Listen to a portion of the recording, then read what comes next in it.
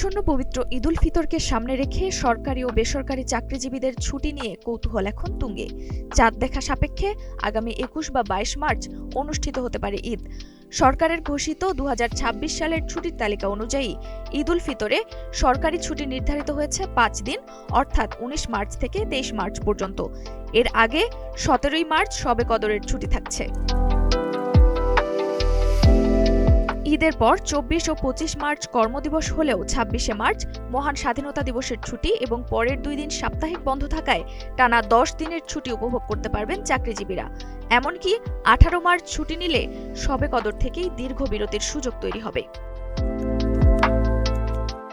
বেসরকারি প্রতিষ্ঠানে ছুটি নির্ধারণ করবে সংশ্লিষ্ট কর্তৃপক্ষ, তবে সাধারণত সরকারি ছুটির সঙ্গে সামঞ্জস্য রাখা হয়। এছাড়া দীর্ঘ ছুটির কারণে রাজধানী ঢাকা ছাড়ার চাপ কিছুটা কমতে পারে বলে মনে করছেন সংশ্লিষ্টরা। অতীত অভিজ্ঞতায় দেখা গেছে, ছুটি বাড়লে মহাসড়ক ও টার্মিনালগুলোতে ভোগান্তি তুলনামূলকভাবে কম হয়। তাই এবার ঈদে দীর্ঘ ছুটির সম্ভাবনায় পরিবার পরিজনদের সঙ্গে স্বস্তির সময় কাটানোর প্রস্তুতি নিচ্ছেন চাকরিজীবীরা। নুসরাত জাহান জেরিন, নাগরিক প্রতিদিন।